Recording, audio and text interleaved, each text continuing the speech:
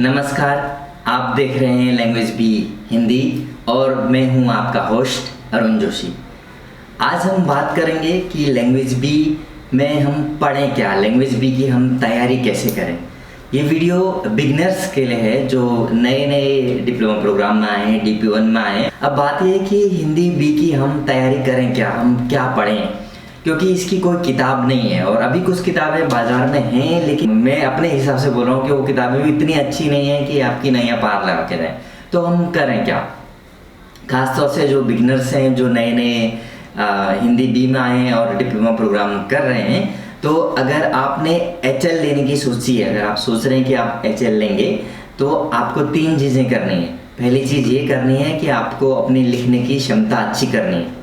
आप जब भी लिखते हैं आप देखिए कि आप एक पेज कितने मिनट में लिख पा रहे हैं, आप कितनी गलतियां कर रहे हैं, आप ये देखिए और अपनी गलतियों को थोड़ा कम करने का प्रयास कीजिए। और दूसरा काम आपको ये करना है कि आपको अपने पढ़ने की क्षमता भी बढ़ानी है।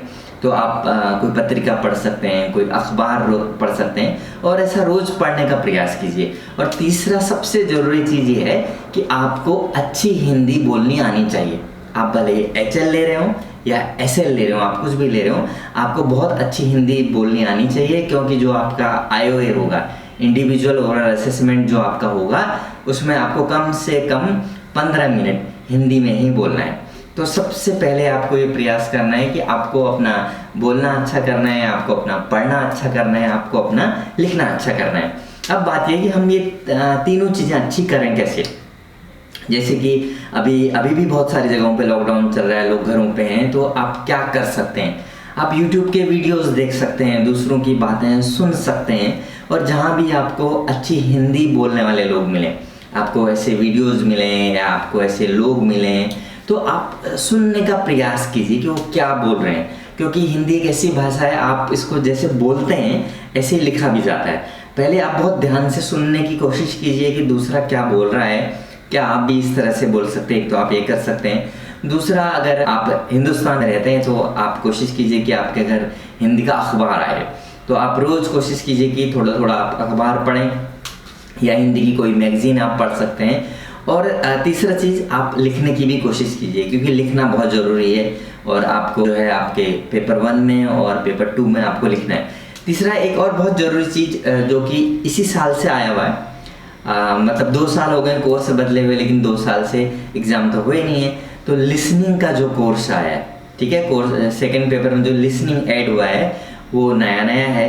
तो आपको सुनने की क्षमता भी अपनी बढ़ानी होगी, मतलब कि क्या कहा जा रहा है, किस विषय में बातचीत की जा रही है, आपको समझना होगा। जब आप इस बात को समझेंगे तो बहुत अच्छी तरह से अपने प्रश्नों का जवाब दे पाएंगे, ठीक है। अभी अब बात करते हैं कि लैंग्वेज बी में क्या क्या चीज़ें हैं और लैंग्वेज बी में हम लैंग्वेज बी क्यों पढ़ रहे हैं, इसके क्या फ़ायदे हैं। देखिए, एक भाषा सीखने के तो अनेक फ़ायदे हैं। भाषा हर जगह काम आती है। आप अगर हिंदी सीख लेते हैं तो हिंदी में बात कर सकते हैं, हिंदी लिख सकते हैं, हिंदी बोल सकते हैं।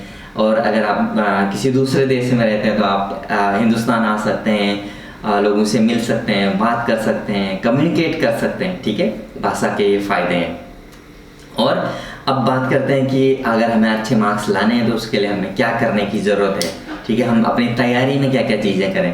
तो जैसे कि मैंने वीडियो में मैं शुरू से बताते आ रहा हूँ कि आपको पहला चीज़ है, आपको लिखने का अभ्यास करना है, पढ़ने का करना है, बोलने का करना है और अच्छी हिंदी समझने का भी आपको प्रयास करने की ज़रूरत है। अगर आप इतनी चीज़ करेंगे तो आपकी हिंदी बहुत अच्छी हो जाएगी, आप बहुत अच्छे मार्क्स लेकर आएंगे। मैं तो उम्मीद करता हूँ कि आप 7 ग्रेड पॉइंट लेकर आएँ और आप लेके भी आएंगे। आप थोड़ा सा मेहनत कीजिए, आप ज़रूर लाएंगे। और हमें देखते रहिए, हमें सब्सक्राइब कीजिए, हमें संदेश भेजिए। अगर आपको कोई भी डाउट अगर आपको लगता है तो आप मुझे इंस्टाग्राम में मैसेज कर सकते हैं। मेरा ईमेल ID डिस्क्रिप्शन में दिया हुआ है, आप मुझे ईमेल कर सकते हैं। तो हमें देखते रहिए, हमें सब्सक्राइब कीजिए, हमें अपने संदेश भेजिए। लैंग्वेज भी हिंदी देखने के लिए आपका बहुत बहुत शुक्रिया। Thank you very much.